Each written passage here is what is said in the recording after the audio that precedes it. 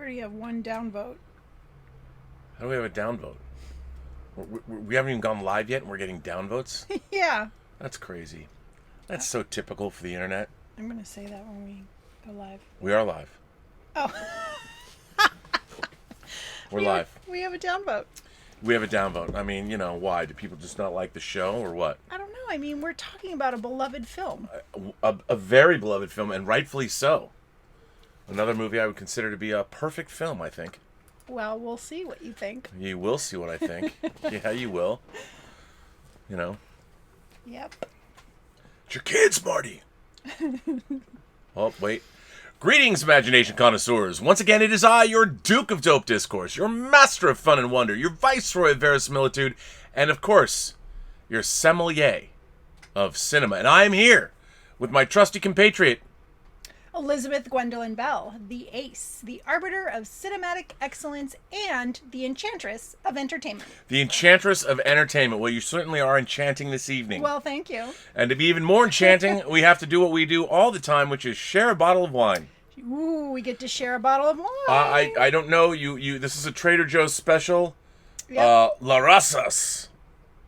It's a blend. Oh, Monsterel. Okay, it's a blend. It's a blend. Well, I don't know. It looked good to me. that's pretty much all we need to know. Got this from Trader Joe's, ladies and gentlemen. Here's what we're drinking. We're drinking to a film that is 35 years old this summer. Wow. 35 years old. It was Robert Zemeckis' fourth feature after I Want to Hold Your Hand, Used Cars, right? Romancing the Stone, and then, which he got a hit for. He couldn't get this movie made. Yeah. Well, I think I'm missing something. Or he wrote 1941. I'm missing one. I wouldn't know. Well, anyway, why don't we try this wine first? Let's try it. Let's try it. But yeah, this film it took about 5 years before it was written to when it came out. Yep. It had a long development process. It did. And what can you do? What can you do? Well, you can cheers to the movie. Cheers. Robert Zemeckis' 1985 delight that has lost, in my mind, none of its power. Very Back true. to the Future. Back to the Future. Smells good.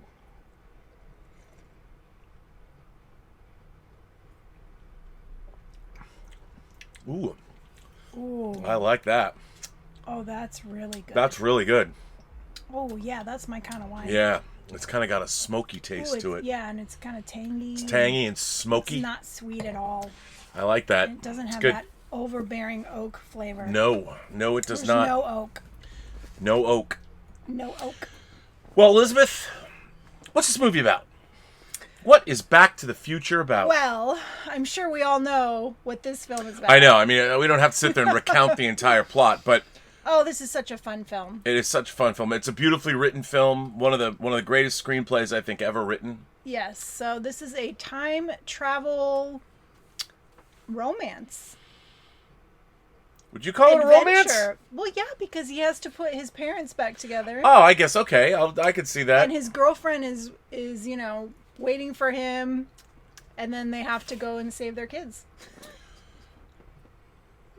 So, famously, after 5 weeks of shooting this movie, Eric Stoltz, the original star, Yes. was replaced. And you can see Yes. in the documentary, the 2010 documentary, when they have a little bit of the Eric Stoltz footage, they have some of the exact same shots. Yeah. And he just doesn't look right. Yeah, yes. It just doesn't feel right. Yeah, and I also think, I mean... And good on them for realizing that it just wasn't working. Oh, it's a huge deal. That, I mean, I can't even imagine what that whole conversation was like. But you know what's interesting? When you see the footage... Yeah. He just doesn't look... He's too handsome, classically handsome, with more of a chiseled face, and you needed more of an everyman quality. Yeah. Like Michael J. Fox, and also you needed the comedic... Part of the reason the comedy and I wasn't... watched his show religiously. Yeah, and he had the comic chops, and of course he was on his show. Family Ties. He was on Family Ties. They weren't going to let him go to make this movie. Right.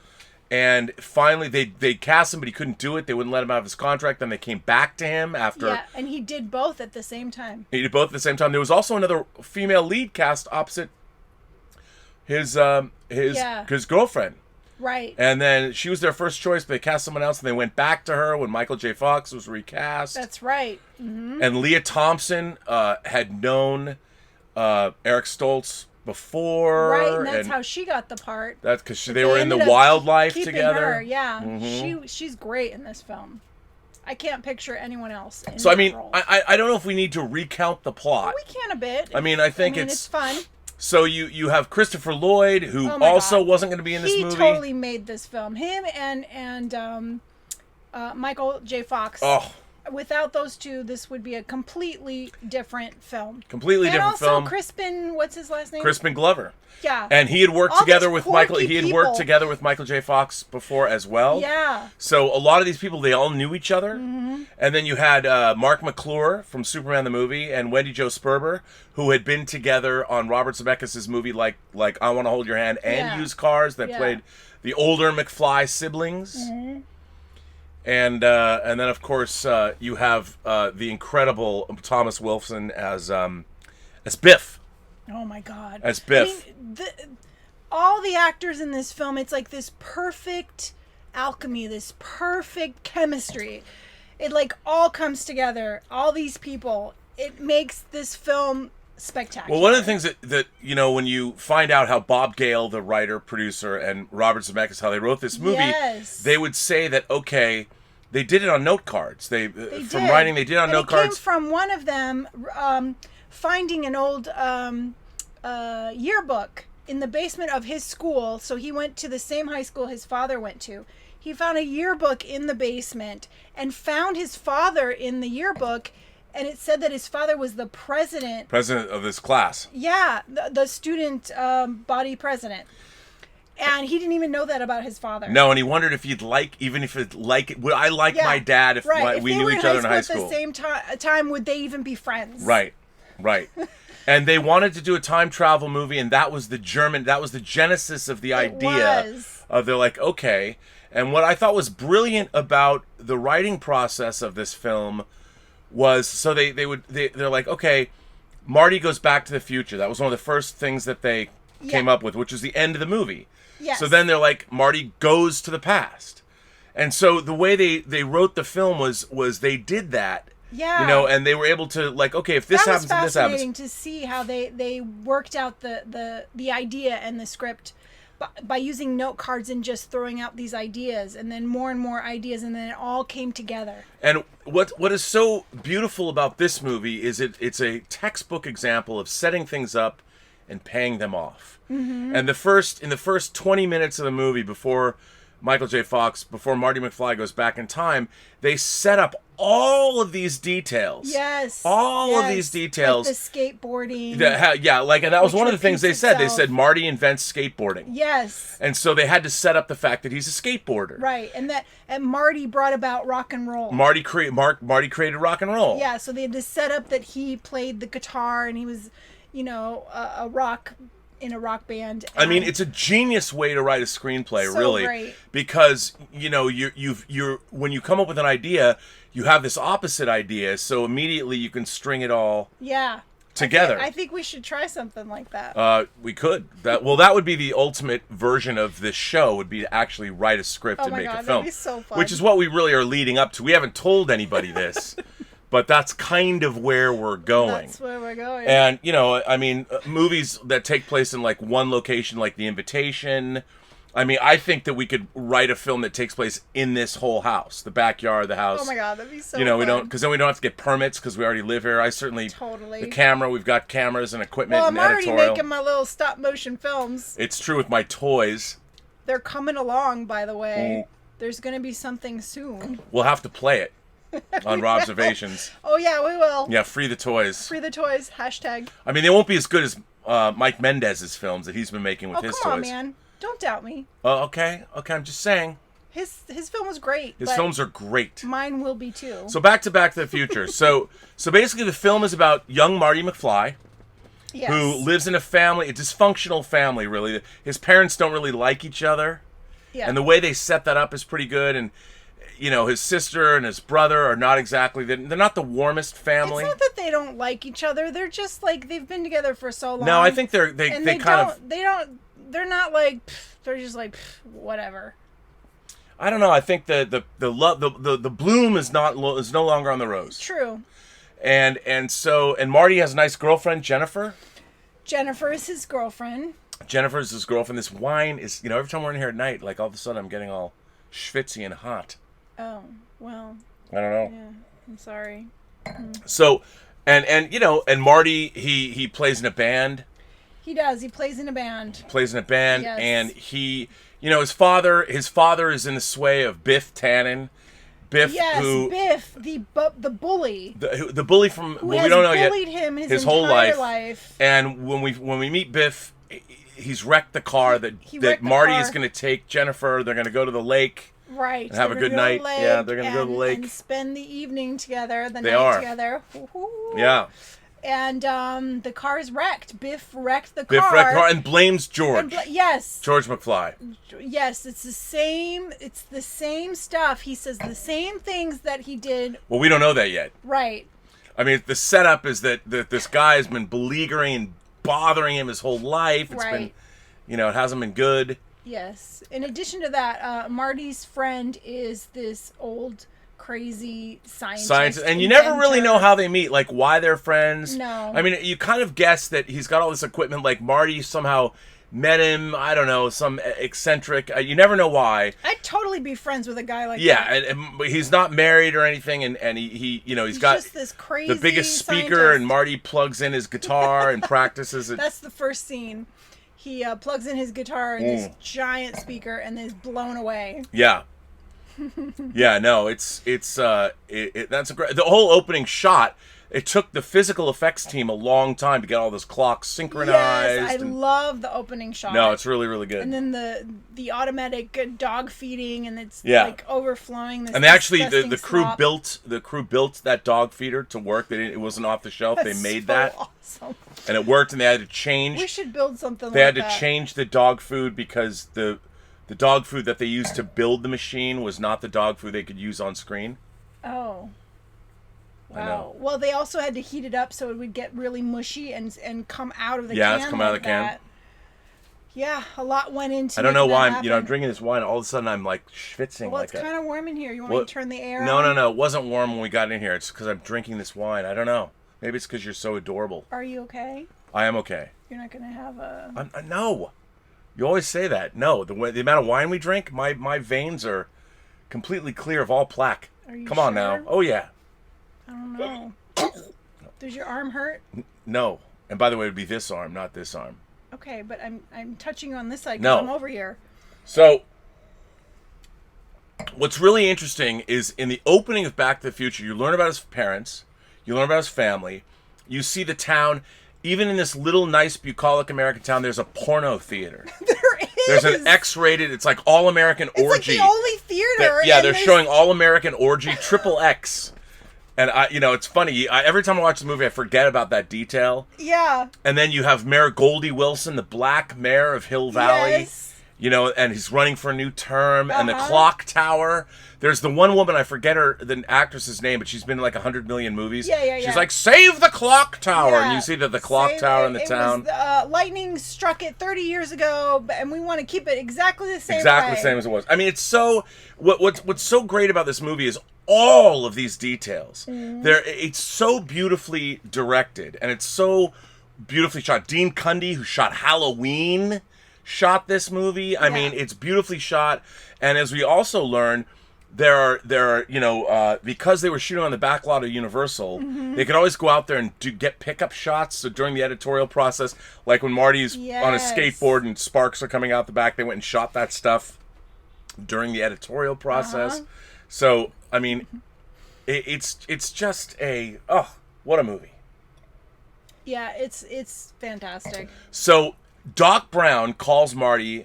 He's missing in action. His dog Einstein, Right. they're missing in action. And Doc Brown calls up Marty and says, "Come to the Twin Pines Mall. They're hills, At whatever. 1:15. 1:15 in the morning on Friday night, Saturday morning. Come."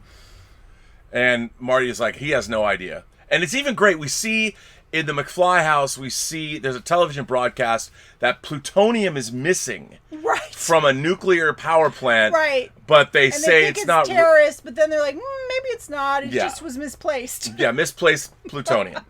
I mean, every little detail is accounted for in this movie, and it's so.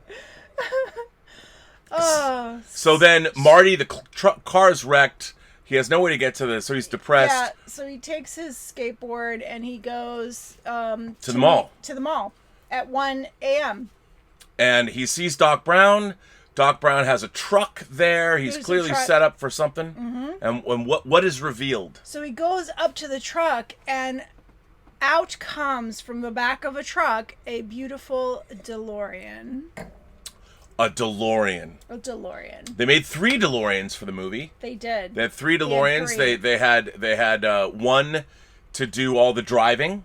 Yes. They had one for the interior that they did their process and shots Michael and all that. J. Fox said he hated driving that car. Hated driving the car because he would always like scrape his knuckles. Yeah, on the gear shifts and everything. And so the DeLorean comes out, and Doc Brown reveals he's built a plutonium-run time machine. A time machine. And you can use one shot of plutonium to go, and he's built the flux capacitor. Yes, the flux. The flux capacitor that he's wanted to he's thought about it for years, and he finally has this working, and he puts the dog Einstein. They test it out in the car and sends him off. And this is before Marty knows that it's a time machine. Right, Marty doesn't know it's a time machine. So he tells Marty to record the whole thing. So he's got his 80s, VHS recorder. Camcorder. And he says when this hits 88 miles an hour, you're going to see some serious shit. Yeah. And they're standing right in the path of the car. And Marty's like, And in the original script, it wasn't a DeLorean. They thought it was like a pod or something. And they didn't change it until the very end. The very end. And it was like, first it was a refrigerator. And then it was like refrigerator. something else. And then finally, I think it was Spielberg that was like, why can't it be mobile? And that's when No. They told Spielberg it was going to be mobile. Oh. And then they went and they did a last minute rewrite. I think he's the one who was like, make it mobile. And then they went back and rewrote maybe. it. And rewrote it as a DeLorean. And history was made. Yeah. I mean, that's one of those great things. Like whoever came up with that, Bob Gale and Robert Zemeckis, whichever one of the Bobs came up with it. Yeah. And after Marty discovers that it's a time machine, he's like, well, why'd you pick a DeLorean?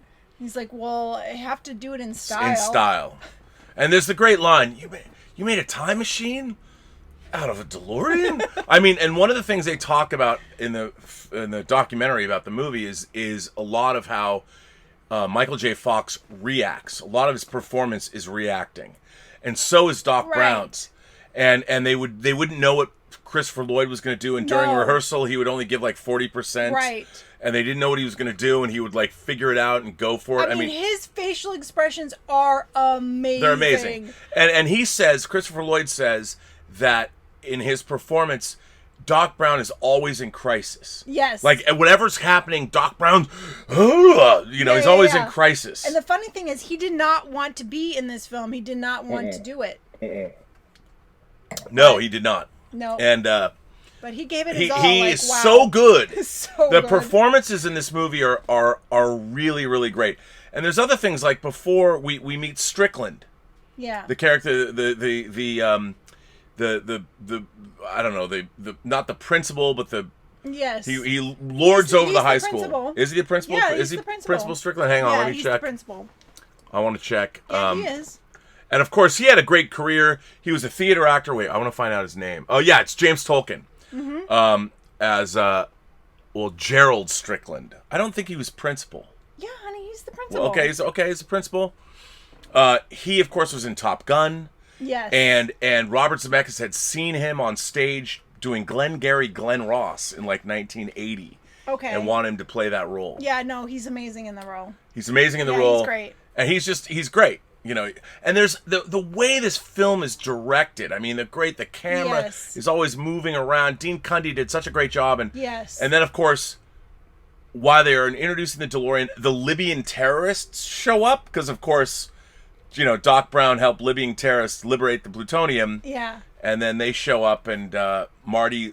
They do, and they actually shoot down. They kill him. They kill him. They gun him down with a machine gun. Yes, they do, and then they chase Marty, and he gets into the time machine, and he takes off. He takes and, off. Oh, and before that, when Doc was showing Marty the time machine, he was showing him how you change the date. You could go anywhere.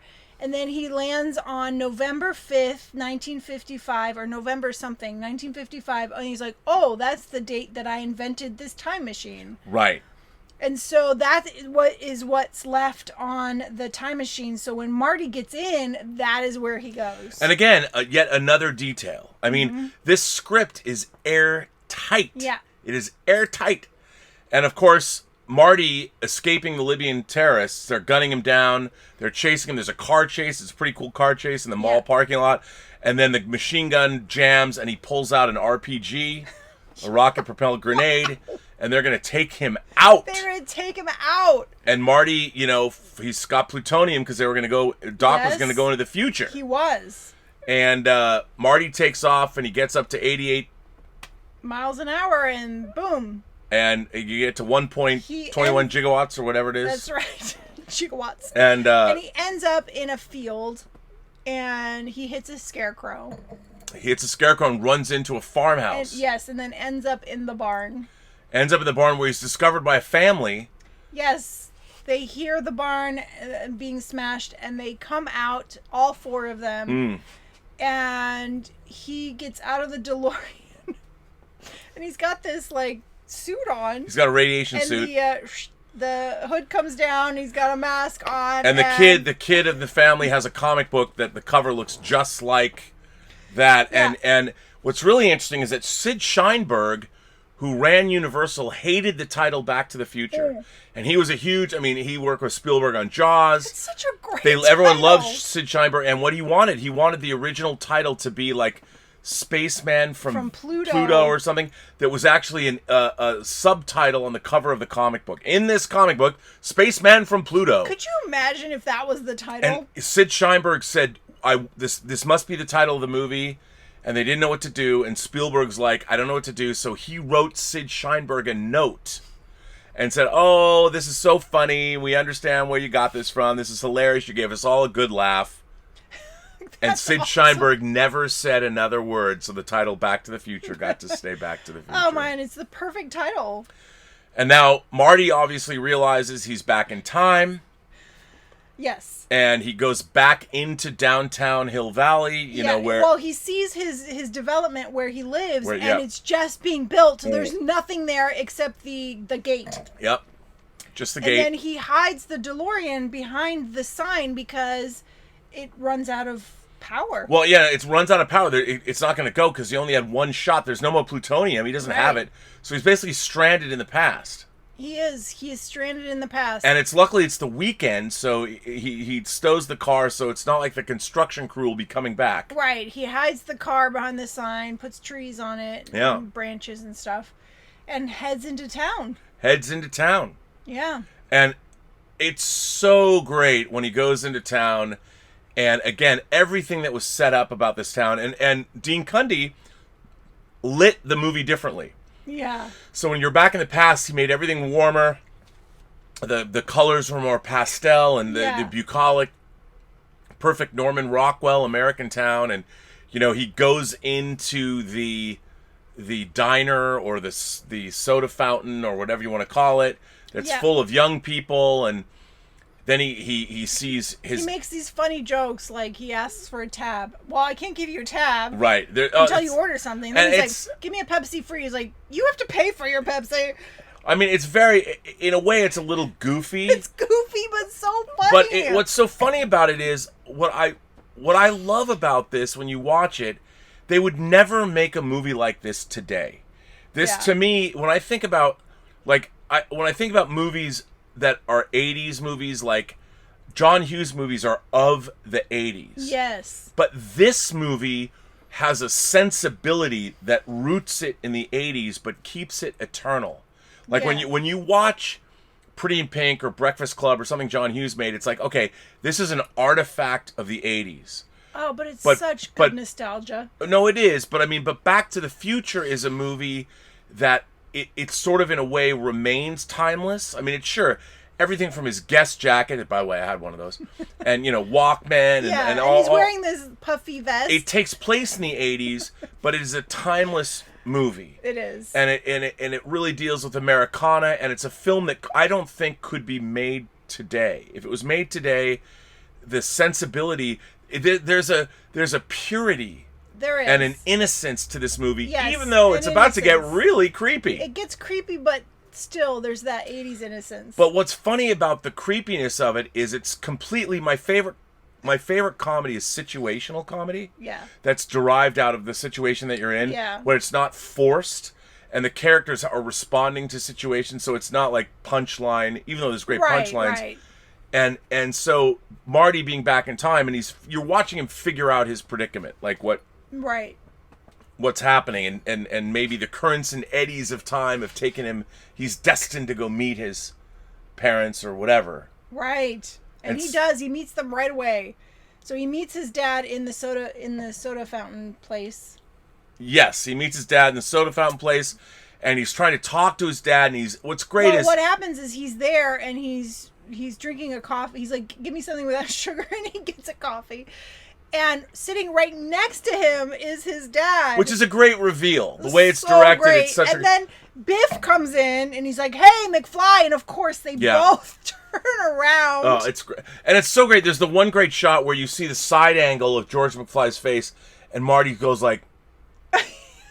It's such a great shot. I mean, this film is so beautifully directed. Yeah. And then, of course, he tries to talk to George McFly, his own dad as a young man. He can't believe, and Biff torments him. Same stuff he does in the future. Same. Everything that's been set up, and we see that the guy that cleans up the diner is Goldie Wilson, the mayor. And it's Marty that suggests that you're going to be mayor. You're going to be mayor one He's day. like, mayor. I'm going to be mayor. And no detail is left untouched. It's so great. And then, of course, George McFly runs away, and then not really runs away, but leaves, and Marty follows him. Right.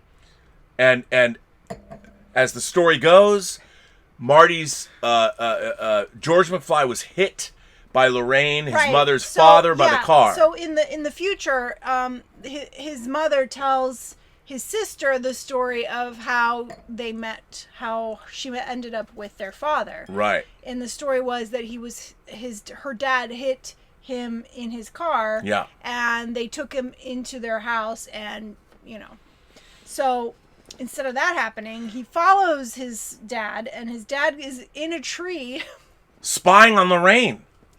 Like a peeping Tom. He's a peeping Tom, and that's great. Marty's like, my dad's a peeping Tom. And then he falls out of the tree. Yeah, well, I think Marty gets hit. Well, no. George falls out of the tree, and he's so embarrassed, and he starts to run away. And I think Marty pushes him out of the way, and it's Marty that gets hit. Well, no. But he runs into the street. George runs into the street, and Marty runs after him, pushes George out of the street, and he gets hit by Lorraine's father. And then he's the one who gets into the house because he is knocked unconscious, and he finds himself in his mother's bed. And at first he's like, "Oh, Mom, I had the weirdest dream." It's so great. And it's like, "Oh, Marty, why don't you, And then it's such a great, I mean, in terms of why we go to the movies, like the way we're drawn into stories, and how the stories reveal themselves, and you really do for a minute think, oh, maybe all this was, even though you know it happened, but it feels like a dream. Yeah. When you wake up, it's so great, and Leah Thompson is revealed. She's so cute. Mm-hmm. She's so beautiful, and she's so adorable. Very adorable. And she clearly, I mean, he's in her bed with his underwear, so someone took his pants off, and she's clearly enamored of him. Yeah. And it's such a great reveal, and it's such a great turn of... I mean, I remember seeing this movie for the first time, and I saw this at a screening, an early screening, like a week before it opened. And, I'd read about it, but seeing this movie was so deliciously delightful. Yes. Like, the first time I saw it, and you didn't know what it was about, and Alan Silvestri's score is yeah. so good. The I mean, like music is everybody has great, themes and and music. Synth music. It's like this. No, it's wonderful- full. They had like an 8, as we it's saw in the like an documentary, orchestra music, and it is perfect. an 88-piece orchestra, a giant orchestral score. Could you imagine if there was synth music for this movie? At which they talked about, and they didn't want that. They want to go and the music. Everybody has their own, their own theme. It's so good. It is really, really good. The music is great. And then, of course, Marty gets up, and Lorraine thinks his name is Calvin Klein. Yeah, because he's wearing Calvin Klein underwear. Because back in the 80s, that is when those ads came out, the Calvin Klein underwear ads, and then every guy had to have Calvin Klein underwear. I still love Calvin Klein underwear. Yeah. But those ads were amazing in the 80s. Like, that's the first time that, like, men's underwear became a fashion statement. And the giant, giant billboards of this gorgeous guy in his underwear everywhere. That was everywhere. Yeah, talk about feeling inadequate. Like, stealing those posters. Like, there would be posters on the bus stops and stuff like that. And people were stealing those posters because they loved those ads so much. Well, they were, yes. And if you were a dude like myself, it was really Calvin hard Klein to underwear look was like that. a huge thing in '85. No, it was a huge deal. It was totally sexualized. It was awesome. I had Calvin Klein while other people were all in, what is it, Dakar Noir or whatever. Oh, that too. That was No, too. I was all about the Calvin Klein. Oh my God, scent. those ads. Yeah. Were amazing. It's true. So Marty's eating dinner with his mothers. He's eating dinner with his grandparents and his mom. And the family and there's the kid who's been in a lot of other movies, who is like her younger brother, who's like questioning him, everything he says, and it's so uncomfortable, and she's like grabbing his. Yeah, and then he sees his uncle who is in a crib, not a crib, but a playpen. And that's his uncle that's in jail. And he's like, "Oh, your uncle, what is Jimmy or whatever? Jimmy, I think it's Jimmy." Yeah, you better get used to those bars, kid. And then the mom says, "Oh, he loves being in there. We just leave him in there all the time." Yeah. And that actress too, I don't know her name, but she's great. been in a million different things too. I mean, and even the bit parts of this movie. There's not one part of this movie that's not cast well. Yeah. And then when he leaves, because he's so uncomfortable, because his mom puts her hand on his knee, his grandpa, or, his mom's dad, his grandfather, says, "If your children ever act like that, I'll disown them," or he says something like that, which is just hilarious. And then he goes and he finds Doc Brown. He finds Christopher Lloyd 30 years ago, and they had set up in the opening panning shot that his original digs had burned down. Right. For whatever reason. And then so Marty goes and finds this gorgeous, like this huge, amazing, huge estate. Yeah. Just this amazing, what am I saying? Oh, I forgot. Well. But anyway, this place is just amazing. Huge mansion. Huge. That he lives in, and he goes and finds him there. He goes and finds him there, but can't really convince him. Doc Brown thinks he's crazy. Yeah. But then he convinced. Finally, who's the president? He's like, Ronald Reagan. Ronald Reagan. He's an actor, and then he goes on and on about all these other actors, and this. And by the way, they have a Ronald Reagan movie playing in the middle of Hill Valley in the former porn theater. The porn theater from the future is showing a Ronald Reagan movie when Marty gets there. It's so brilliantly done. It is. And then finally he convinces him when he's like, "I know how you got that bump on your head.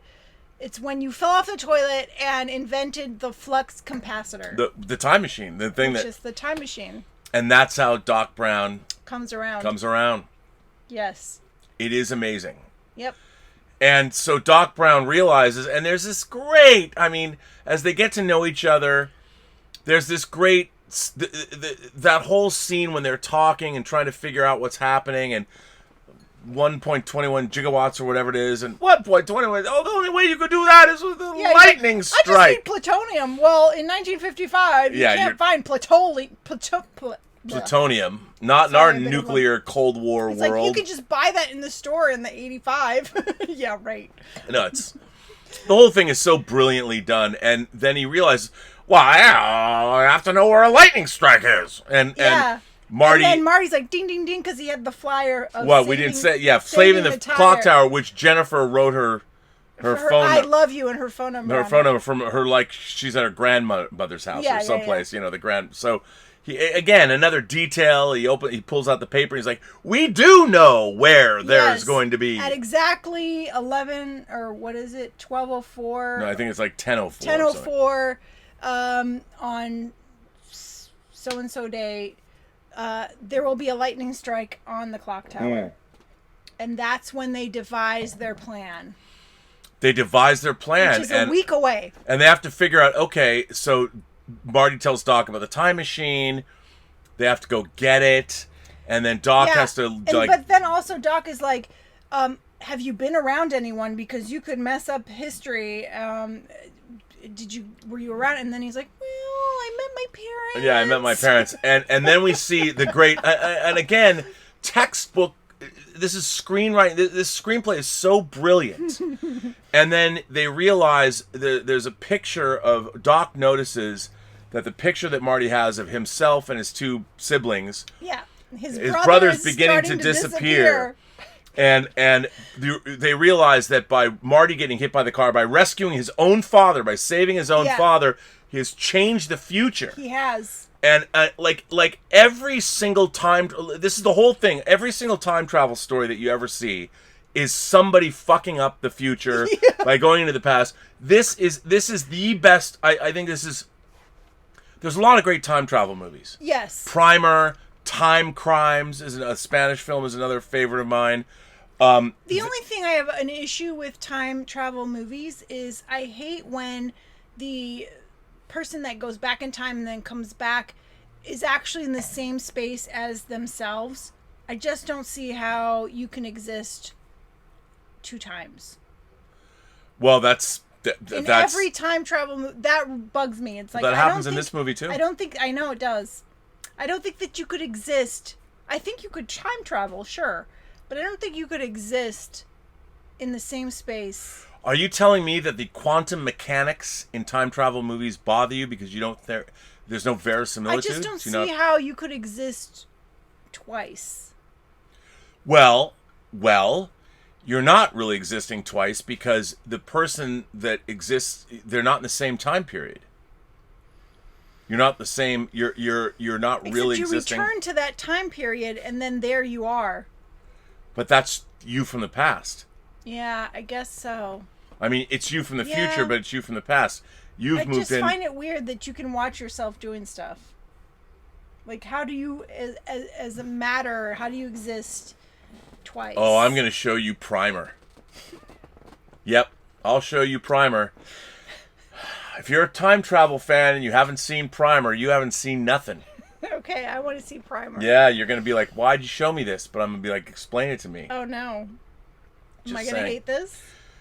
It was one of the only movies in my entire life. There's 3 movies in my entire life that I watched back-to-back twice. I watched them, I rewound them, or stopped them and watched them back again. 3. Which are they? Clockwork Orange was the first. Okay. Primer was the second. And Gaspar Noé's Enter the Void was the third. I haven't seen any of those. You've seen Clockwork Orange? The beginning. Oh my God, we're doing Clockwork Orange. Oh, let's do it. We're doing Clockwork Orange on Monday. Let's do it. You kidding me? Monday. We're certainly not going to do it for Romance Friday, I'll tell you that. Maybe Lolita. You've never... I can't believe... What? Yeah. Alex? All my whole... I know, I love Alex in the... Well, you're not going to love Alex when you see Clockwork Orange. Well, no, I mean, I saw the beginning, so... I do know what he does. Okay, well, anyway, so what happens is... What? We got... Oh. Nothing. I was just reading the chat. Well, okay. Sorry. So you can't read the chat, like we're taking a long... I mean, this is... Hey, I like to be connected with who's watching. We are... I know. She loves the chat. I love the chat. As I'm schwitzing. You know, this is probably not the best shirt to wear. I'm worried about you. Are you okay? No, I'm fine. It's hot in here. Do you want me to turn the air on? No, it's fine. It's fine. Okay. Come on, it's not going to help me now. I mean, during the day, it's just... Here's what happens. During the day, it's fine. Then the sun comes over, and then it Yeah, heats up. this is afternoon heat. Yeah, the afternoon heat comes in here with the lights on and everything on it. You know, I forget. I can't wear a shirt. Black is better. It's fine. Okay, nobody's judging you. Everyone's judging me. I'll get phone calls tomorrow. You know, Rob, you shouldn't wear that Laserdisc shirt on. I'm like, hey, man, it was fine in the show today. Well, the sun... there you go. I mean, whatever. Laserdiscs. I'm also drinking red wine, which also elevates my... Yeah, well, see, Laserdiscs, they're so out. I don't even know why you have any. I love this shirt. Come on, man. Anyway, so so Doc Brown and Marty realize that Marty has to figure out a way to get his parents together. Their meet cute was disrupted. It was disrupted. Disrupted. No meet cute for George and Lorraine. Right. And at the same time, Marty is defending his father from Biff. Yes, and every time he steps in and defends his father, but then what ends up happening is his mother's like, "Oh my God, isn't he amazing? He's so dreamy." And she's falling more in love with her son. I mean, she's falling in love more and more with Marty. So the plan becomes the enchantment under the sea dance. Yes. Where they share their first kiss. Uh-huh. Marty has to facilitate that George and Lorraine have their first kiss. Yes. So he's trying to convince his dad to ask Lorraine out to the dance. And so he tries several times and fails. Totally fails. But then, he's going to take Lorraine to the dance.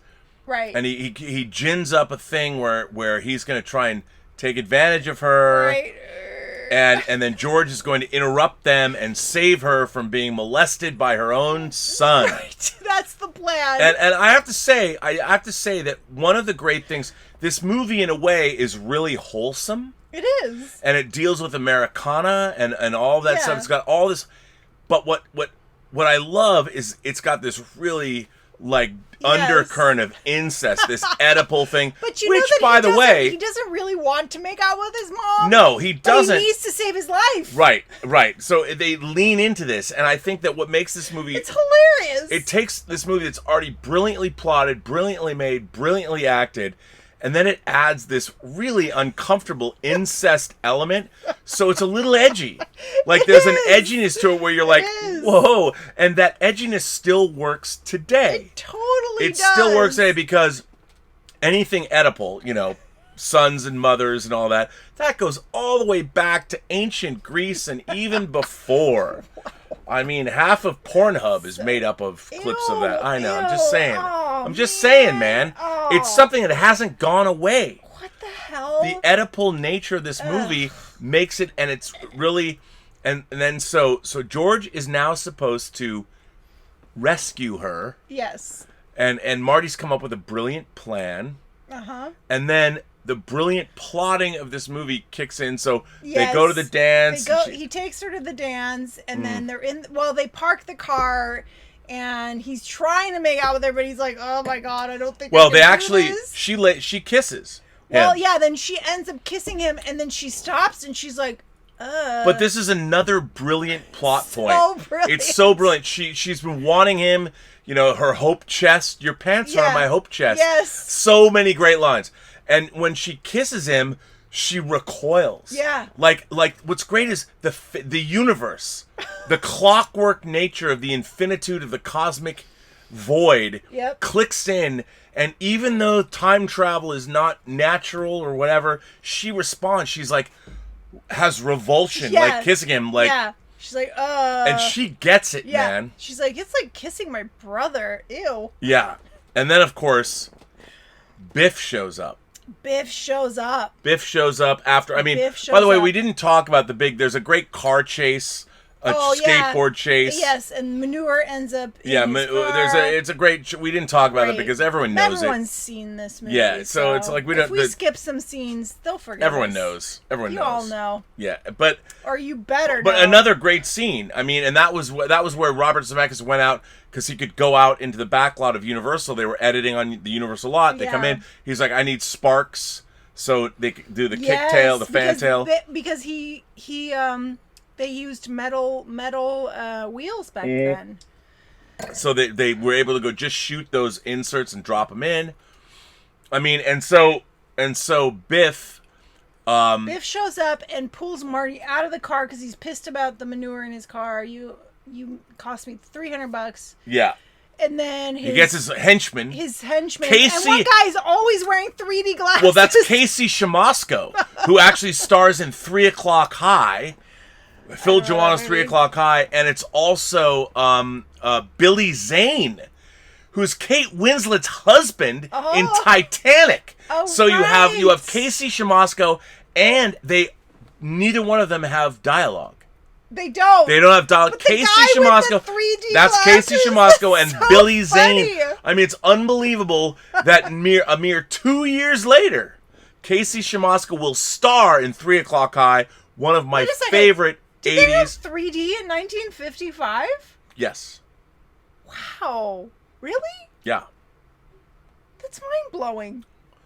Well, there you go. It was red, blue, anyway, 3D, but anyway. Always wearing his 3D glasses. but Casey Shamosko and Billy Zane. Yeah, so they grab Marty. I know you're melancholy. I don't pretend to know why. That's one of his lines from Titanic. Like, come on, man. And his sister, Lisa Zane, who's in the awesome James Spader, Rob Lowe movie, Bad Influence. I haven't seen that either. Doesn't make any difference. Yes, I'm just saying. The henchmen. So the henchmen take Marty and lock him into the trunk. The trunk of the guys who are playing the prom or the dance. There's a black R&B band. Yeah. An all-black R&B band. Marvin Berry's band. Marvin Berry. Chuck Berry's cousin. And what's great is they lock Marty in his trunk of his car. And then they're on a break. And then Marty McFly is gone, but now Biff is making out with Marty's mom, Lorraine. He's basically trying to rape her. And he's trying to rape her. And George, thinking the setup is happening, shows up at the appointed time. He thinks it's Marty making out with her, and he opens the door and he says his line, which is, "Get your hands off her." Get your hands off her. That's a great. It's so good. Oh, I mean, he's so good. And then, of course, Biff turns around, revealing himself. And then he realizes, oh shit, it's Biff. Then Biff comes out. Yeah, and he kind of starts leaving, but then he realizes. Well, at first, what's great at first, and this is again, in today's cancel culture. People are like, oh my god, this is too rapey. I don't like this. It is pretty hardcore. It is. He's like, just walk away. Yeah, you're worried. Like, he's gonna rape her. It's really fucking bad. It's bad. It's bad. And today's, I'm telling you, there's only a matter of time when someone said, I'm uncomfortable with this. This scene is triggering. It needs to come out. That'll happen. But anyway, it makes the scene work. I mean, when you're watching this delightful movie, you feel so stressed out for her.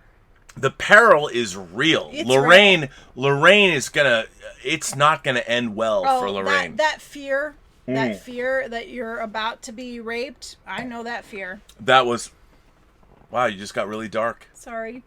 Anyway, but it didn't happen, don't worry. And I was young. As young as her. Anyway, I don't know how to proceed now. Well, let's go on anyway. We'll soldier on that one. See, I learned something new about you every day. Girls are always this close to being raped. Okay, I just got demonetized. So much for this show. I'm just saying. We got a little dark. We're a little too dark. Okay, a little too dark. We're in the underworld. So... He gets there. He says, "Get your damn hands off. Get your damn hands off of her." And of course, Biff he rescues her, but then Biff lands a few good punches, and George is on the ground. Another great moment. He makes a fist, and then he just swings and lays one out.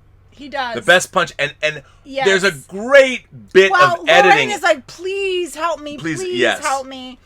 and he decks him. But I have to say, the deck, there's a double edit there. It's such a great... It is. Such a great edit, because it adds the punch, and he is laid out flat. Yes, he is out. And then, of course, like, the school, I guess they're on a break from the dance, comes out, and everybody's like, oh my God, that's George McFly, blah, blah, blah.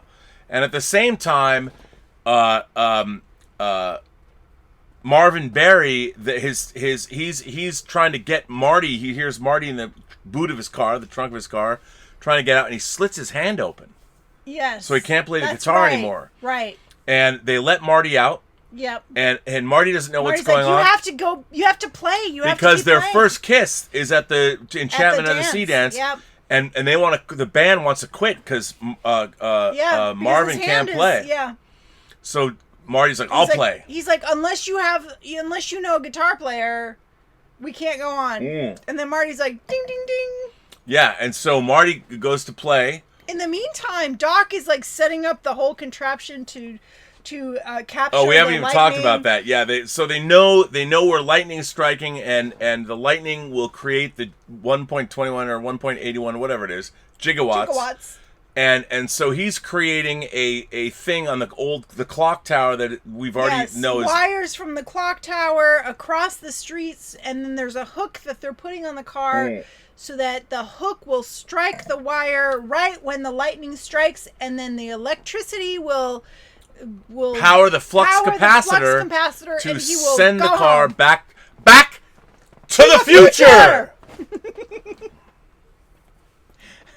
So Sid Sheinberg, not all studio executives are right all the time. No. And if ever anyone needs to know, like if I was trying to get a movie made at a studio again, I would tell the Sid Sheinberg story. If someone said that, well, Rob, I'd say, you know what Sid Sheinberg wanted to call Back to the Future? Maybe studio executives don't know everything. But back to Under the Sea. Under the Sea, the Enchantment of the Sea dance. Yes. So they're there. Marty's going to play. George and Lorraine come in together. George is her knight in shining armor. Yes. She's completely enamored of him. She is. He rescued her from a horrible situation. He saved her from Biff Tannen. Yeah. So they're dancing, and okay. So Marty is starting to play, but he's starting to disappear. He looks at the picture. Yes, and the picture he had it in the strings of the guitar. His brother's gone, his sister's gone, and he is beginning to disappear. He's starting to fade. Time, the stream of time has not been restored. Yes, and he sees his hand disappear, and he's playing horribly because he's... Well, at first he starts out and they're really impressed. Yeah, they're impressed. But then he starts disappearing. And then what happens? And then there's this great moment where that other like doofus 80s redheaded kid with the glasses, like you've seen, or the braces. That kid's in every 80s movie. He's in every 80s movie. Shows up and tries to cut in between. Well, he does cut in between George and Lorraine. He does. And then Lorraine's not having any of it, and George, now having beat Biff Tannen, has been changed. Yes. He's a different man now. He starts to walk away, like, but then he turns around. He turns around, and he decks him. He just comes in and pushes him away, and him and Lorraine dance, and Lorraine and him kiss. Yes, finally. But he's a different man than he was the first time. The time stream has been altered. It has been altered, but in for a the good better. way that we don't know yet. And immediately Marty is like comes back to life. And it's like, immediately. Because then he invents rock and roll. Well, with Johnny B. Goode. Johnny B. Goode. And in another great moment, they didn't even have to do this. An oldie, but a goodie, and oldie where I come from. But he's an oldie, and what's great is he goes, "This is blues in the key of whatever," and he starts playing so the band would know. So they could keep up. Like he understands, because it's a bunch of black dudes. Yeah. He's like blues, okay, blues. Oh, which by the way they didn't make a big deal of it, but another smart. This is why the screenplay is so great, so smart. Great, and then he starts playing. Every detail. And they love it. The people go crazy, and the band is going crazy. Yeah. And what's great is Marvin, and another great bit he goes and he goes, Chuck! Call Marvin Barry. Oh, right. Chuck! This is your cousin Marvin. Well, that new sound you were looking for? Well, this is Listen to it. this. and, you know, I mean, they didn't have to do that. But that's why this movie is so fucking good. It's so good. It's so good because So all good. of these details, it's so beautifully constructed. And you don't even, like, you know, now a studio executive would go, well, shouldn't you cut to seeing Chuck Berry on the other end of the phone conversation? Like, would the audience understand, like, what's Come happening now? on. No, that's what would happen now. I'm telling you, that would be the nowadays, studio they don't note. say that. Come on. Because you know treat what? us like Because you idiots. know what? The studio executives that are reading this, if they were reading the script today, they wouldn't get what was happening. What? They Are would not that get dumb? it. It's not that they're that dumb. They wouldn't even take the time to do a cursory Google search. They would not. I'm telling you, they would not understand. Because remember, this movie's 35 years old. 35 years old. Studio executives are, well, I don't understand this joke. What? His name's Really? Marvin. I'm telling you, they wouldn't get it. Honestly? Yes. Yes. It's true. You know why? Because all studio executives are Ivy League educated business people between the ages of 25 and 35. So That's they know- before they leave don't and they know get their... any pop culture. Well, they weren't even born when this movie came out. Much Right. less knowing who Chuck Berry was. Right. So again, the intelligence of this movie is just... Well, back so in the great. 80s, they treated us like we were intelligent beings. Well, Sid Sheinberg, the head of Universal, did want to call this, like, Invasion of the Pluto Saucer Man, whatever. So anyway... Okay, so anyway, Marty... yes, Marty secures his now future. is like, he's revved up, and he starts playing some heavy metal shit.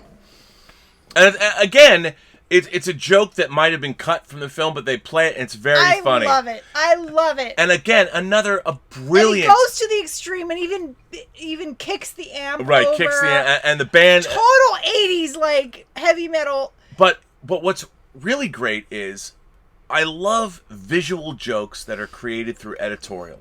and this is what cinema is. And there's this great moment when he's playing, and you've seen the same shot of the entire band or the entire school dancing and loving it. You cut to the exact same shot of the entire school looking. They're just looking. They have their arms crossed. They're like, it's so what is brilliant. happening? I mean, this is pure cinema. This is how you create moments through the magic of cinema. They were ready for the heavy metal. It was so great. I mean, it was a great laugh. It was a great laugh. It was hilarious. So and then good. he goes, as he's leaving, he goes, "Your kids will love this. Your one kids day." are gonna love it. Your kids are gonna love it. Yeah. So it was just brilliantly. So then Marty has to get back while the storm is rolling into Hill Valley. Yes. He has to get back, and he does. And he meets Doc Brown, and there's a very extended sequence. Oh my goodness! Where the suspense a branch falls and makes the connection break. Yeah, And then it is. Doc has to go up there and reconnect, and he's having a hard time doing it. I mean, it should be a simple sequence when the light and yeah. It stresses you out because you're like, oh my god, he's not going to get back. He's not going to get back. It's so well done, though. It's just strung well out. done. It's just beautifully done, and the ledge breaks and all this stuff, and then his like surprised face. And by the way, what's really cool is there was a building on the back lot of Universal. They added the top where the clock tower was. They added that, and they have these two cats that they took from cat people. Cat people that came out in '82. Paul Schrader's Cat People. Have you seen that? I have it, babe. Oh, I have not seen that. Is Georgia. it good? Is it good? Is Cat People good? It sounds I quirky. like it. It's Malcolm McDowell. It's John Hurt. It's Nastasia Kinski. Is it weird? It is a little weird, but it's like got weird. an incredible soundtrack. An incredible soundtrack that I could tell you stories about that I shouldn't, but I could. Oh. They're good. Lifeguard Tower, the Cat People soundtrack, the beach. It's a different story. Not this show. I see. Not this show. I see where that's going. But the cats on that are from Cat People. Was she a redhead? No. And by the way, Lawrence Paul was the production designer of this. Lawrence Paul, the production designer of Blade Runner. Awesome. Yeah. So. Okay. Anyway, back to the movie. So After this incredible suspenseful sequence. Yeah, finally he gets the electricity connected, and Marty is going 88 miles an hour, and zing, it goes back to the future. He goes back to the future. And before this, he tries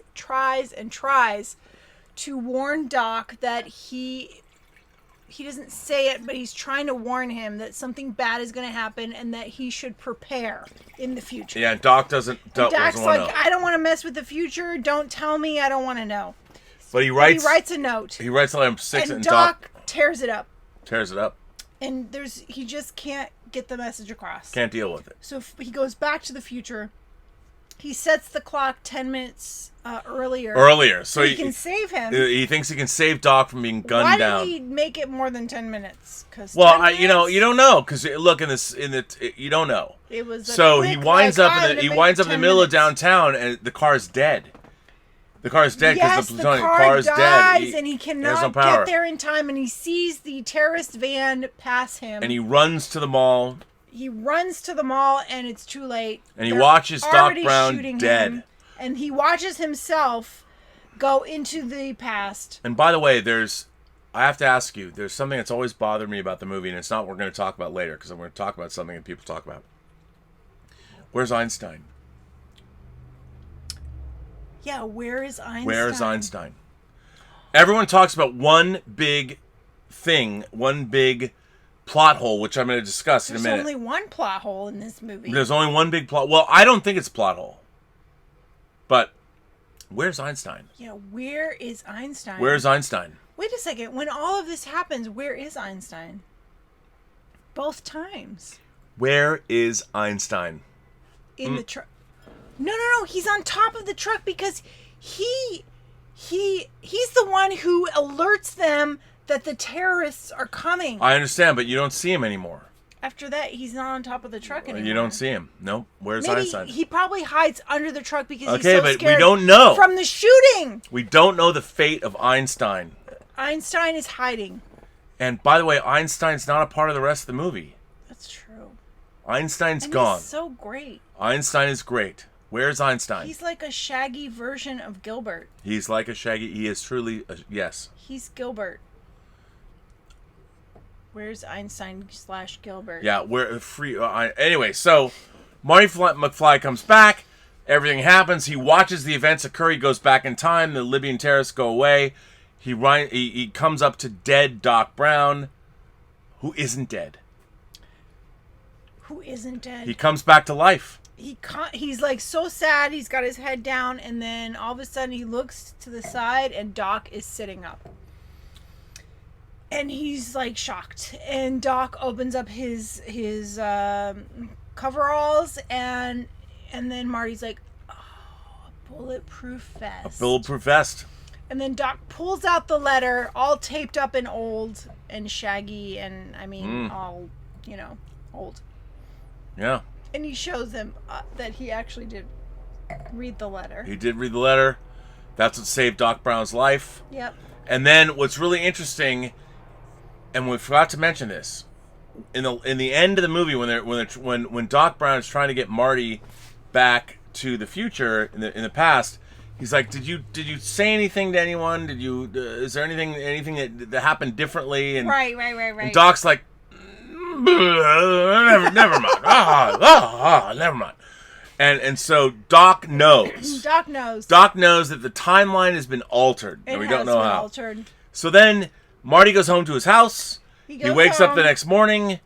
He goes downstairs, and everything is different. Everything is, yeah. I mean, for 85, it's like modern. But here's here's the only thing that bothers me a little bit. Yeah. Everything is cool and awesome, but they still live under this giant power. Exactly. I was thinking, wouldn't they live in a beautiful house?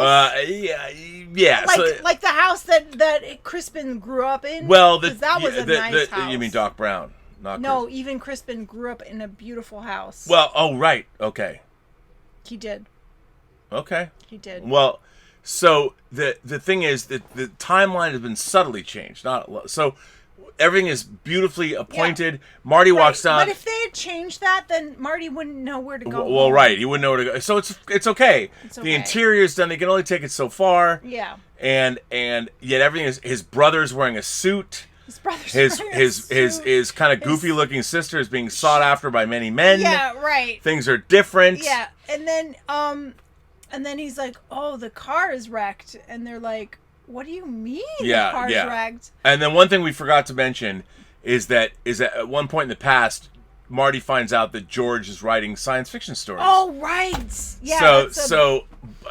Then of course, somebody knocks on the door. It's Biff. Well, first of all, he says, "What do you mean the car is wrecked?" And they go outside, and he's like, "No, Biff is polishing it. He's waxing it." And so the timeline has changed. Now Biff is the douchebag because George McFly took him out. Yeah. So you know that so he now became the he's president the of school. Yeah, and it's the timeline has been subtly changed for the better. Yeah.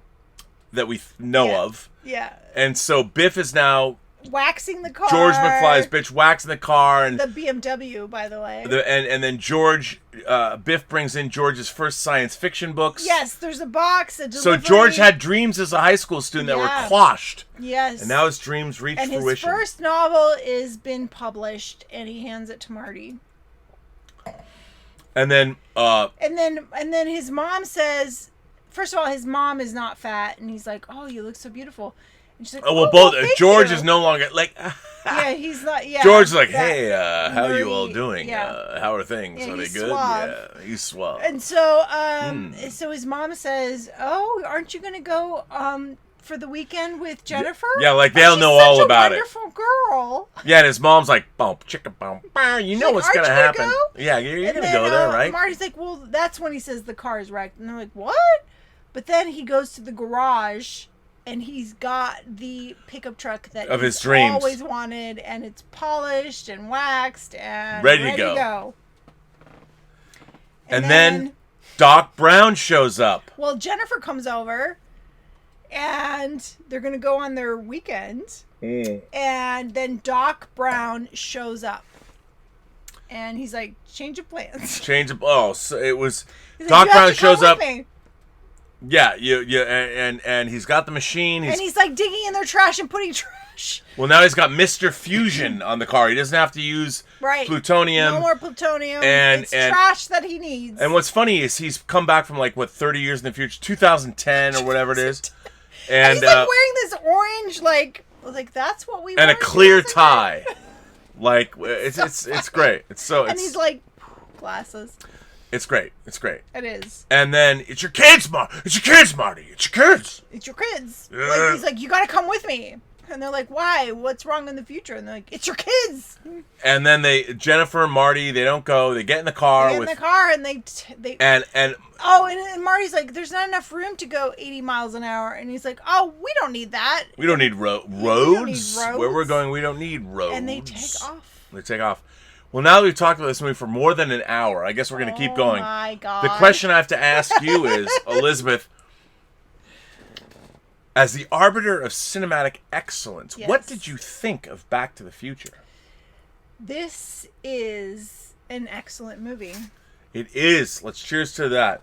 I mean, this film, to me, when I think of the greatness of 80s genre cinema, and 1982, one of the greatest years ever.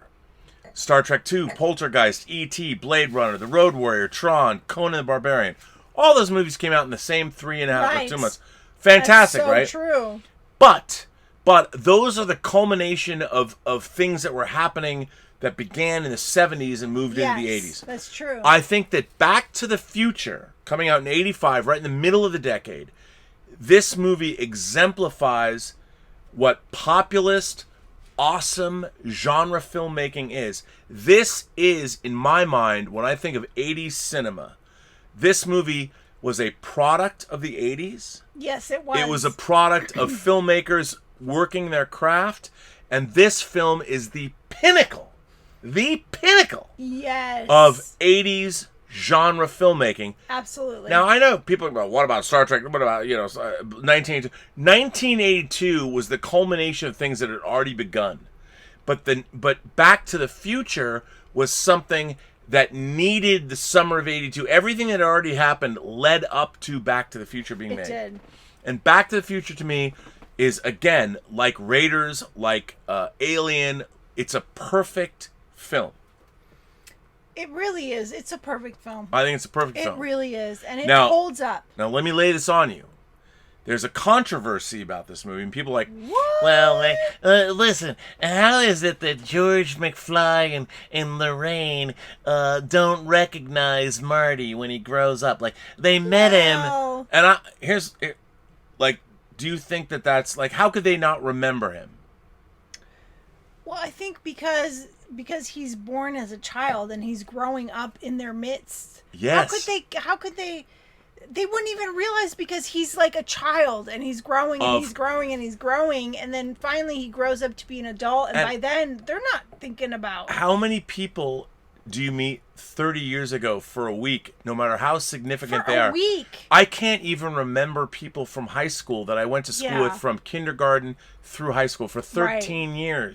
Yeah. You know, if I meet them, people are like, oh yeah. So people might say, Well, that's a plot hole. Like, they would. It's not really, because Not when a kid- it's different. Like, if you met somebody 30 years ago and then you see them again, you might recognize them, you might not. But if you're watching your child grow and grow and grow, why would you even go there to think that he is the same person that you met No. 30 years ago? You wouldn't. and you wouldn't know what he looked like, and You especially wouldn't. because he was wearing clothes out of time and all this, and Totally. I don't think they would go there. yeah, but people always bring that up, and I think it's dumb. Well, they're dumb. Okay. Well, listen, we're over time, but we're gonna keep going. So we have a letter. We have a letter. We have a letter. Yes, we do. I'm putting have on my a glasses. I'm going to read this letter. The letter is, greetings, Rob and Elizabeth. This comes from Philippe Alvarez, or Philip Hello, Alvarez. Philip. I Philip like. is in the chat. He is. He is. Well, if it's Philip or Philippe, I'll It's say Philip. Okay, it's Philip. I said Phil. Which It's is like in Beverly one Hills of my Cop. favorite names. Phil. Okay, Philip. Philip and Sebastian. All right. Greetings, Rob and Elizabeth. Been watching the show for a while now, but when for your next Whining About Movies segment you chose to do Back to the Future, I decided to finally send you a letter. Yes. Let me say, then, with great honor and privilege, I truly believe that the Back to the Future trilogy is one of the greatest trilogies of all time. These three films hold a special place in my life, mainly due to the fact that they never get old to watch. I totally agree with that. That's so true. To mainly just talk about part one right now is simply not enough. This trilogy represents a full, completed story and should be discussed as such. Well, we only watch one, so. But We could do the others. you not only fall in love with the characters of Marty McFly and Doc Brown, you're also long for the ride with them. Yes. Whether it's back in 1955, an alternate 1985, the future of 2015, and the Wild West of 1885, it's a fun journey to take. Now, I have heard some refer to the original BTTF as a perfect movie. It is. A bold statement, nonetheless, but one that is justified. Well, glad we park our shuttlecrafts in the same shuttle bay.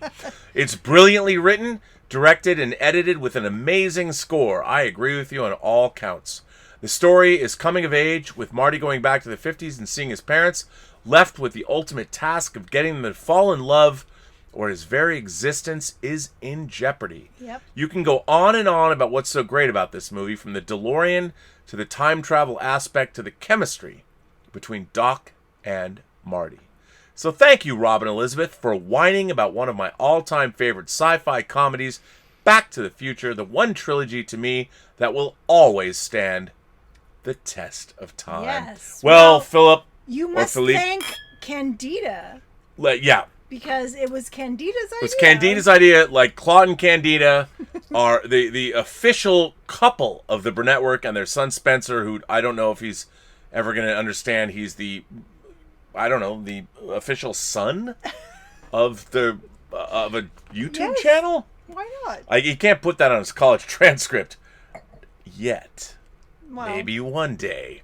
Anyway, there are people that have written in about this, and we're going to talk about. Let's see what they've said. What Let's. have they said? First of all, the first is a spectator sends in a tip. To you and all my fellow Robservationists, don't forget to cherish the present moment and each healthy day you have. I used to cope with my depression by remembering that I'm not in a prison cell and I always have the choice to improve myself or at least go outside, see a movie and breathe in the fresh air, go walk through the park and meet someone new. But now all of that is gone and all that's left is fear of contracting COVID-19 and the inevitable collapse of our economy. Cherish each day, my friends. Life is full of misery, but the goal is to do everything we can to diminish the pain while we still have breath in our lungs. Now, that was sent to me after today's show. A Spectator, we cheers to you. I don't know if you watch this show, but here's to you. I have to say, life moves pretty fast, like Ferris Bueller said. It really does. If you blink, you may miss it. You know what? Things are still pretty good. They're still pretty good. Yes. Here's to good friends. Tonight is kind of special, like the old beer ad said.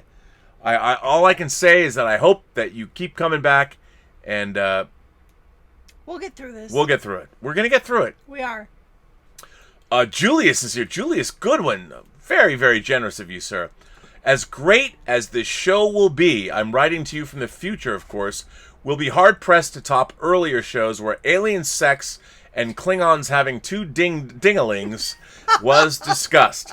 One guess as to who brought up these two particular topics. Well, I want to say that anytime we can talk about dingalings, my dingaling, which is another great song, I don't know what to say. Zach Losel is here. Julius, I'm just glad you like the show. I really am. Cheers to Julius. Cheers. He's a very generous man. to two Thank you so dinglings. much. To two dinglings, I would say we're the two dinglings. Aren't we? Like you and I, we're the two dinglings. Although if I had two dinglings, maybe I could, dingling her a little bit more. You know what I'm saying? I mean, it really depends on the spacing, though. Oh my God! Okay. The difference? Yeah, I mean, okay. if it's this side to side or it's better this way. I mean, Anyway, Zach Losel's here. This was a PG movie. He sends in a super chat. Shalom, Rob and Liz. I love that everyone's calling you Liz. Shout out to Dave Hargrove. Liz spelled Lys. And I love it. Well, Elizabeth has an Y in it, Yes, so you have to spell I love Liz. that it's spelled that way. Catching up on today's Robservations before looping around, I just wanted to mention I met John Barrowman a few years ago. Let me just say, we are on the same page, sir.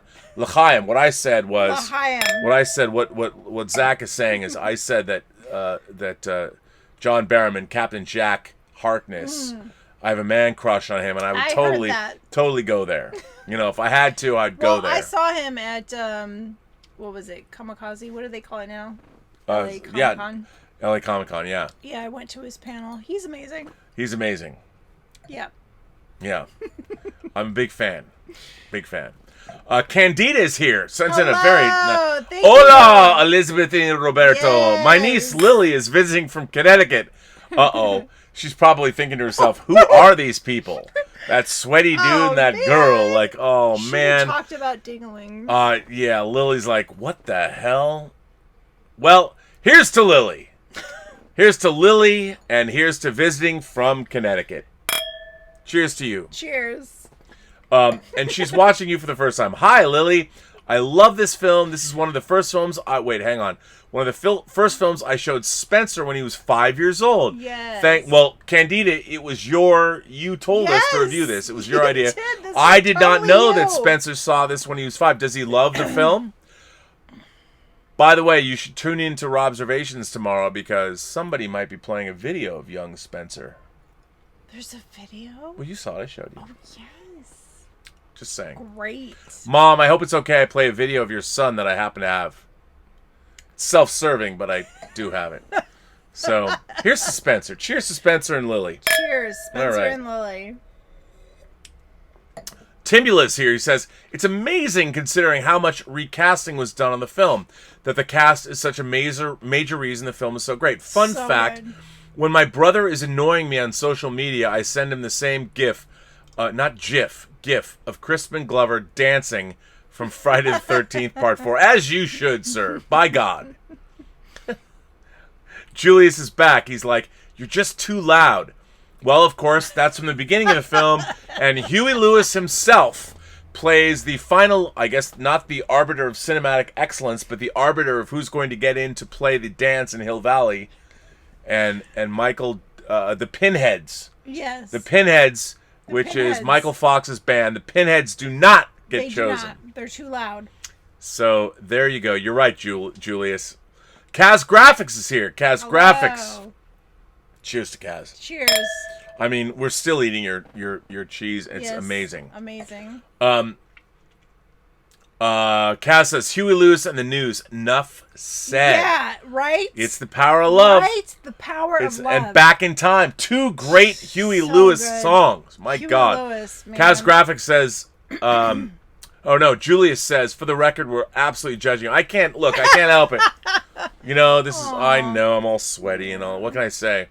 It got hot in here, and I was drinking red wine. I always get sweaty when I drink red wine. Not this sweaty, but, you know. Yeah, we should have turned the air on. Yeah, we probably did.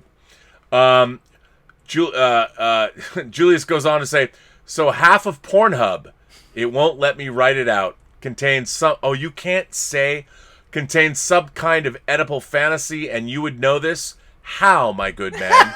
Exactly, that's what I was thinking, but I wasn't saying Oh, please. I mean, come on, man. Come on, man. Look, it's not like they just don't invented all of this stuff. Everyone knows. Yeah, but gross. Come on. Gross. Really? Look, that's what people want to watch? Gross. I you know what? The myriad forms of human sexuality never cease to amaze and wonder me. That's gross. I don't know. Look, what can I say? Oedipal fantasies go back to Oedipus Rex. They go back even further. I mean, come on, man. All the way back to ancient Greece. Go to therapy and fix your mother issues, and then have normal, healthy sex. That's all I have to say. Okay, there you go. Go to therapy. Anthony Gonzalez. Anthony's here. Hello. One time I asked you, R&B, at a live Schmodown event, which movie is more significant to our geek culture? Back to the Future or Ghostbusters? You only said it's interesting because they're a year apart, but had to think about it. So now, what do you say? Good. You know what? I would say this. I think that Back to the Future is, watching it again, I think Back to the Future has more resonance. Yeah. And also, the fact that they've tried to remake Ghostbusters, and they've already done a sequel. Back to the Future, Bob Gale and Bob Zemeckis, the Bobs, have said they're never going to allow this movie to be remade. No. This film... It's perfect. This film is a perfect film, and I'll tell you something. Ghostbusters is a great movie. But Back to the Future is about family. Yeah. It's about relationships. It's about trust. It's about love. It's about friendship. Not that Ghostbusters isn't about those things, but I would say that this film transcends its genre, and it remains a timeless, perfect film. I think the script is better. So to answer your question, I do think that Back to the Future is, well, which movie's more significant to our geek culture? I think Back to the Future is because it resonates with people more. Everyone loves Ghostbusters, but people feel Back to the Future. Yeah. They feel it. They internalize it. Dr. Claudius Brown sends in a tip and says, Dr. Robert Meyer Burnett, oh my God, Elizabeth, they found me. I don't know how, but they found me. Run, Elizabeth. Ohms? Who? Dr. Robert Meyer Burnett, what do you think? Darth Vader from the planet Vulcan. Darth Vader from the planet Vulcan. That was great. Elizabeth, putain de merde. By the way, we have a script that Claudius has written that we keep pushing off. Sorry.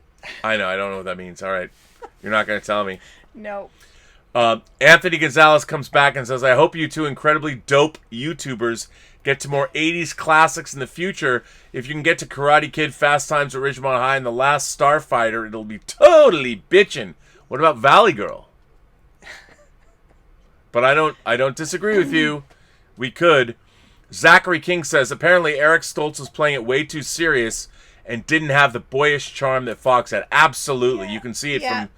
Also, don't forget to mention the Crispin Glover, Bob Gale beef and the subsequent lawsuit that resulted in Glover's absence from the...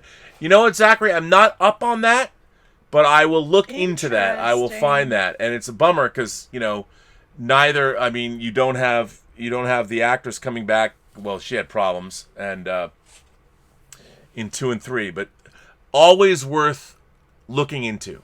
Always worth looking. I just don't know. I'm curious now. So anyway, Elizabeth, we're way over time. Oh my God. So the question is, on our first of all, we have our bottoms up scale on this show. Our bottoms up scale. Our bottoms up And our scale. bottoms up scale is, explain that to people that Our don't. bottoms up scale is from 1 to 4 because there are 4 glasses of wine in a bottle. Yeah. And on our bottoms up scale, how do you feel about Back to the Future? Well, I will give Back to the Future 4 glasses of wine, for sure. 4 glasses of wine. I, too, give Back to the Future 4 glasses of wine. If ever a film summed up the era it was made and succeeded on every count that it tried to succeed on, this film does it. Absolutely. And 35 years later, it is still as charming, as entertaining, and it's just lovely. It's so good. Yep. It's So cheers good. to that. Cheers. 4 glasses 4 of wine. and 4. Candida says Spencer loves Back to the Future. Awesome. He's seen the trilogy twice, but he also loves Casino Royale and Skyfall too. Wow. But he hasn't seen The Hills Run Red yet. Well, I'd like to point out that The Hills Run Red was made for a fraction, don't and I would prefer if you saw it later. Yeah, he's too young to see that. But since you brought it up, a movie I produced called The Hills Run Red is available for the first time on Blu-ray from Scream Factory. And if you don't like the movie, there's 6.5 hours. Actually, there's 8 hours total of special features about how the movie got made. So check it out. I produced it. My company, Ludovico Technique, was one of the companies that made it. And director Dave Parker and I spent a long time making special features. Thanks for bringing it up, Candida. So, this brings us to the end of Elizabeth's episode number 47. 47. 47. My God. Guess what's next? What is next? Take us. Okay, so Friday is July 3rd. July 3rd. And our first date was July 2nd, 5 years ago. 5 years ago, we went on a date, and then she went to France for a month. I went to France for a month, right after our first date. We left on July 4th. It's true. And the movie that brought us together was Amélie. Amélie, a movie I saw in Sitges in Spain in 2001. I saw Kyushu Kurosawa's Pulse and Amélie. Double bill. Yep, and Amélie, I wrote about it in my profile on OkCupid. OkCupid.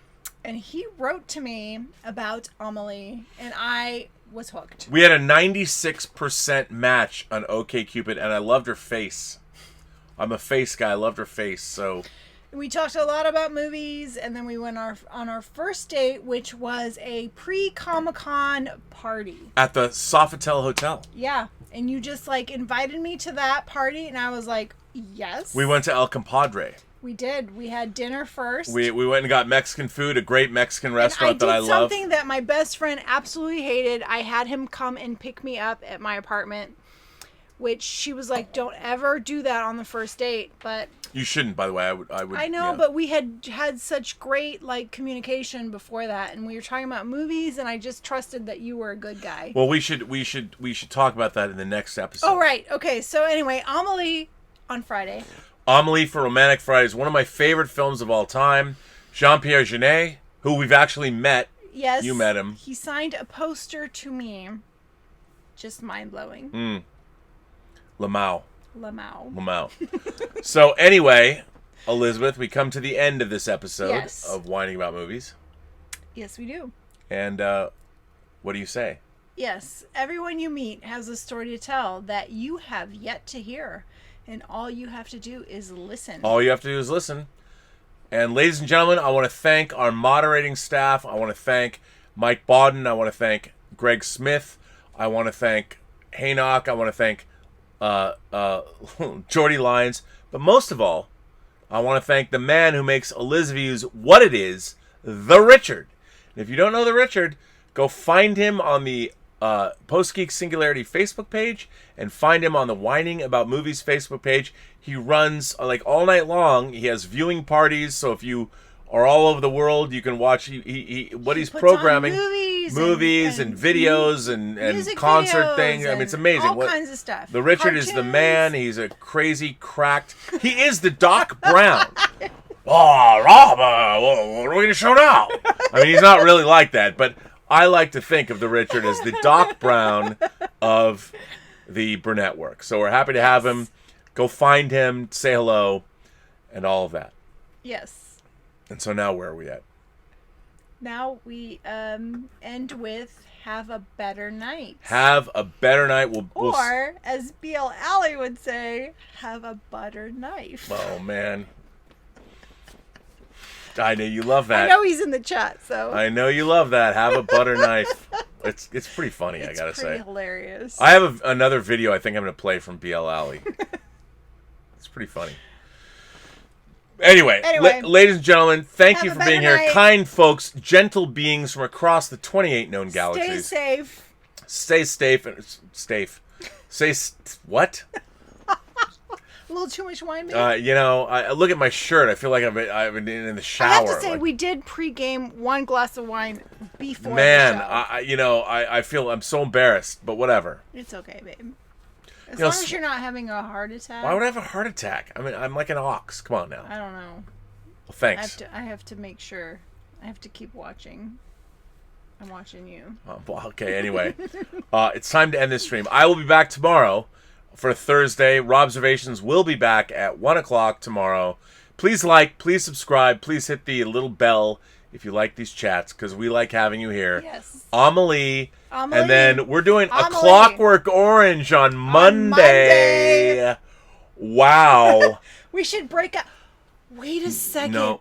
We were going to open. Nope. We were going to do Nope. an unboxing of Marty I McFly. want to say thank you very much for being here. Free the toys. I'm we really didn't free excited. Marty. Thank you we so did not much. free Marty. It's so great to be here. Oh my God. Thank you very